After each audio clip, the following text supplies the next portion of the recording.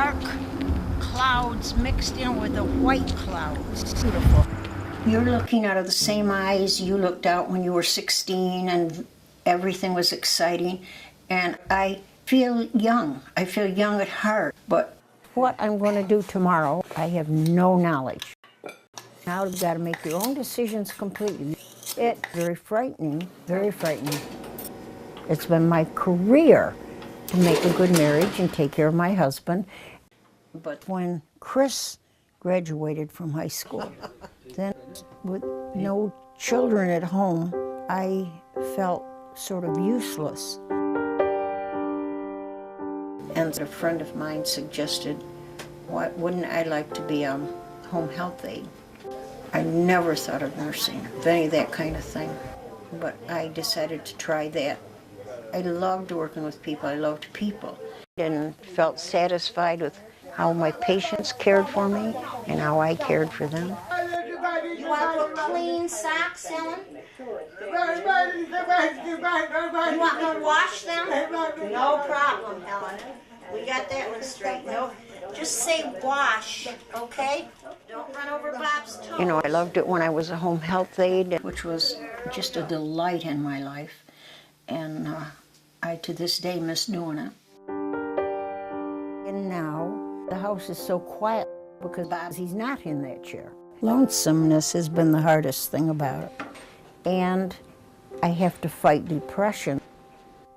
Bob was sickly for a long time. He had many, many problems. His health was failing. His thinking was failing. Should I open it now? Yes.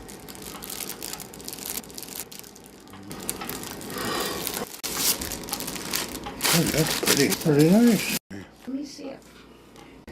Oh boy, you need one of them then. There's my Social Security. I don't want to lose that. You won't, Bob. They stay in there good. I've seen other people with, you know, billfolds like that. He became confused. Just put him back in there and then we'll sort it out. He was never convinced there was anything wrong with him. That's just my cards is all. But you can see them. See if you set them in here. I'll help you do it. He would become impatient with me. Now you can go burn papers. The garbage is... Now I can go burn paper. I don't want to go outside. It's cold. It just became harder and harder to just keep peace in the household. The doctor told me Bob had extremely strong dementia and that it would lead into Alzheimer's without a doubt. But it works. I want you to know that.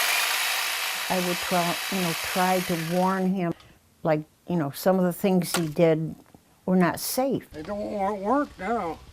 Bob, go ahead. So he would become very angry if I mentioned anything, and then he all the time thought that it was me that was spreading the rumor that he had Alzheimer's.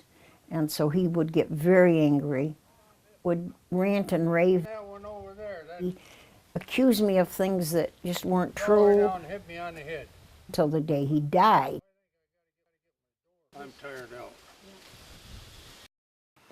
But I just don't remember having unhappy times. The reason he picked it out was because it runs on batteries that you have on hand. You collect them. This has a lifetime guarantee, Bob. There weren't the quiet, lonely times. She's very nice.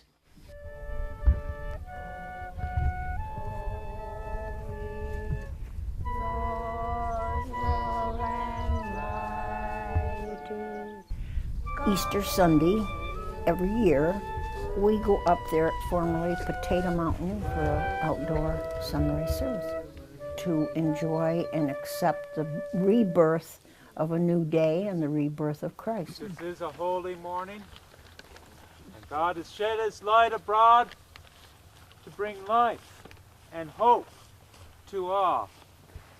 Let us join together in celebrating a time when the dead comes to life. Bob was there with me in my mind.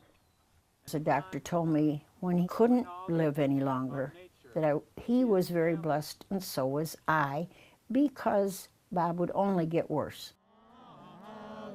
Hallelujah, Christ has opened paradise. Hallelujah.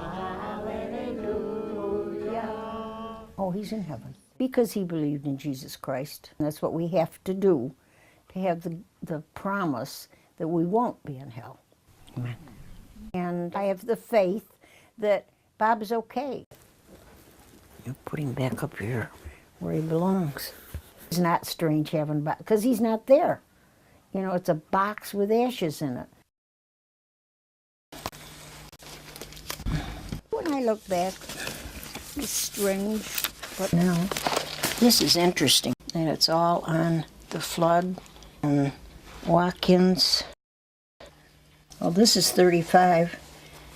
I was 8. No, wait a minute, 2. I was 7.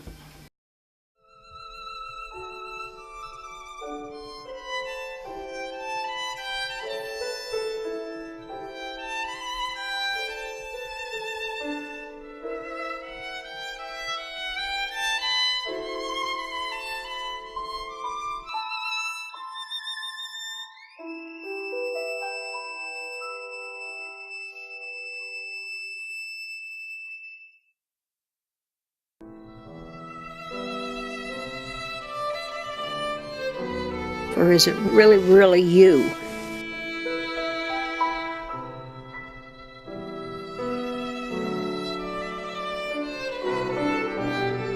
So who am I? What am I? I did not become a missionary, or I didn't follow some of those dreams, but you know, I just always thought of myself as doing mission work of some kind, because that was the only dream I had. The nearest I got to ever do my mission dreams was a few years ago when I went on a weekend mission trip with the Enfield Baptist Church in New York, and loved every minute of it, going into the subways and handing out gloves and food. And in my memory, the biggest response that stayed with me was a young man our son's age that was going to end up the same way our son did. And he talked to me and we talked together, and I still visualize his face. A lot of people were not really famous and didn't really get to be a Mother Teresa. To be a missionary, to do Christian work, I have always done that in my own way. And I've stayed in a small community, been very, very active in community work, church work, volunteering in our county. Okay, thank you for everything. I just feel a satisfaction of raising a family and having some beautiful grandkids that love me. So no, I don't look back and think that I have, you know, failed, or that my name isn't in headlines at all. I really feel that I haven't wasted my life.